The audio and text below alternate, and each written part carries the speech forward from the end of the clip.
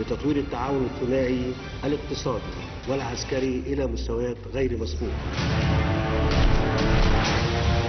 Discussing regional and international developments.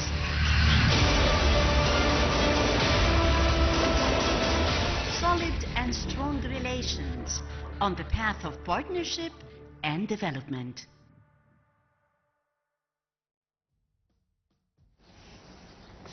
Welcome back. And moving on to the first segment of today. Well, Minister of Foreign Affairs, Immigration and Egyptian Expatriates, Dr. Badr Abdulati, participated on September 23rd, 2024 in the Arab Foreign Ministers Consultative Meeting, which was held on the sidelines of the 79th session of the United Nations General Assembly in New York. And to discuss it in more details over the phone, we have Ambassador Hussein Hareedy, former Assistant Foreign Minister. Hello. Good morning, madam. Good morning, Mr. Ambassador. So first of all, I'd like to talk how can the Arab action enhance international stakeholders towards ending the crisis in the Middle East? First of all, of course, we have to express our solidarity, our complete solidarity with the Lebanese people and with Lebanon. The second thing is that the Arab countries should assist, should send as quickly as possible aid, assistance to Lebanon.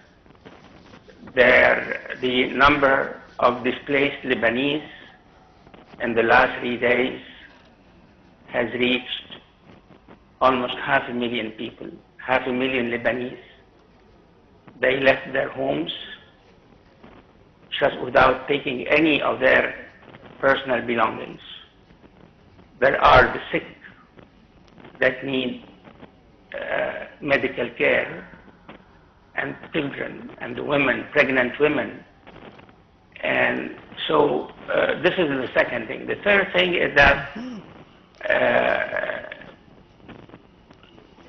to tell you the truth, the Arab response to the ongoing Israeli aggression to Lebanon is really disappointing. We should do more, and we should express our opposition, complete opposition, to what Israel is doing, not only in Gaza and the West Bank, but in Lebanon. So let's hope that out of the meetings that have been taking place in New York these days, that we will witness a more forceful Arab reaction. Well, as we can see, new governments assuming power around the world, well, of course, talking about England, France, and the United States. So to what extent can this change towards the policy or international policy towards Israel? No, we shouldn't expect any changes, either in American or Western policies towards Israel. Israel enjoys, has always enjoyed, and I guess will always enjoy full Western support. And this could explain to a great extent why Israel has been carrying out the war against the Palestinians for almost a year now. Today is September 26th.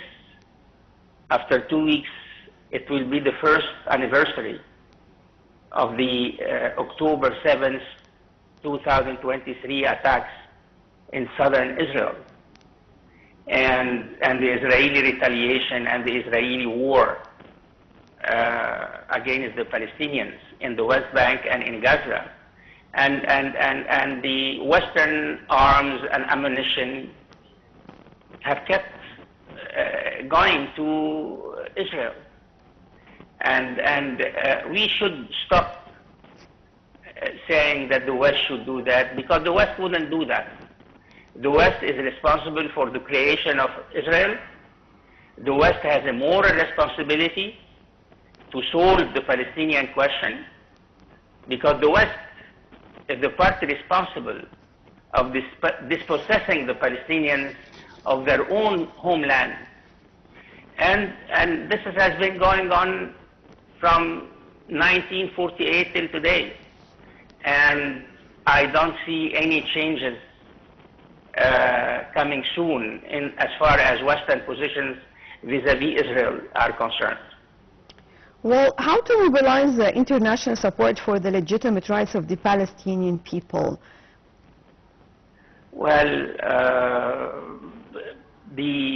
according to the UN resolutions, there is an international consensus, a near international consensus, on the basis of settling the Palestinian question. The problem is that so far the international community has failed to carry out these resolutions, particularly the two-state solution. And Israel, on the other hand, is fighting against the establishment of an independent Palestinian state on the grounds that this state, if it comes into being, would be a forward base for what Israel calls terrorism. Of course, this is not true. The Palestinians have a right to their own homeland. The Palestinians have a right to dignity. The Palestinians have a right to live in a state of their own within internationally recognized boundaries.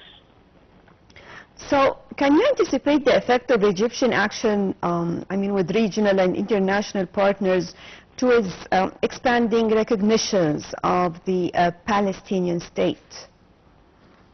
Well, I guess the Arab countries, including Egypt, have welcomed the recognition on the part of some European countries, for instance, Spain and Ireland, the recognition of Palestine as an independent state. And in fact, the Spanish king received last week the credentials of the Palestinian ambassador.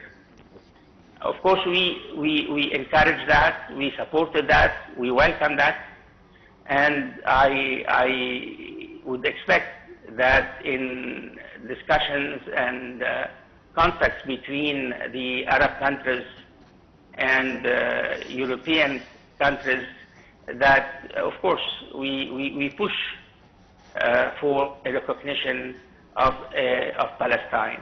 Luckily, the United Nations General Assembly accepted Palestine 2 weeks ago as an observer state, and the Palestinian permanent representative to the UN took his seat in the hall of the General Assembly. So this is a step forward, and we will keep working on that, madam. So how did the meeting also tackle developments in Lebanon and Egypt's condemnation of the Israeli escalation in Lebanon and this extensive military action that took place? What meeting are you referring to, madam? The assembly that we are talking about. The General Assembly meeting? Yes, of course, yes. The meeting is taking place in the context of the general debate of the 79th session of the General Assembly? Yes. Okay. Well, yesterday there were various communiques. One was an American-French communique concerning Lebanon, and another one was an Arab-European-American communique calling or discussing reaching a truce that would last for 21 days in Lebanon, to hold discussions in order for a permanent ceasefire. But in the meantime, the Israeli Prime Minister announced that Israel would keep bombarding Lebanon even if negotiations will start to reach such a ceasefire. So how important is the Arab foreign minister's coordination with the member of states of the Islamic group, actually as it sends a clear message to the international community on the necessity of stopping the Israeli aggression war immediately? Well, we hope that these meetings would be accompanied by concrete actions on the ground. As long as these meetings limit themselves to releasing communiques, declarations, without accompanying concrete actions, that would send to Israel a message saying that it can go on as it has done in the last 12 months in carrying out the war it has unleashed on the Palestinians, on the Lebanese. That's the bottom of the matter, madam. The UN Secretary General said that impunity, inequality, and other challenges risk engulfing the world. So what are the chances to overcome these challenges and raising awareness among rising nations? Well, under the present circumstances, I don't see anytime soon that there will be really serious actions to deal with the many problems, challenges, crises, conflicts, wars raging around the world. There is a fierce power struggle between the West and Russia and China, and as long as struggle would persist, I guess the international community or international institutions, including the UN, would be paralyzed, highly paralyzed, to find solutions to these crises and to bring an end the conflicts that are, of course, that we have witnessed lately. You have, of course, the war in Ukraine. We have the war in Gaza and in southern Lebanon. And, of course, you have other problems, serious problems, destabilizing security, stability, and peace around the world. And the great powers haven't shown any political will or determination to find solutions to these problems, to these challenges. And let's wait, let's hope that the coming American administration would look at the world from a different angle than the Biden administration. Right, Ambassador Hussein Hareedy, former Assistant Foreign Minister, thank you very much for joining us. I'm moving on to a quick break, then we'll be back.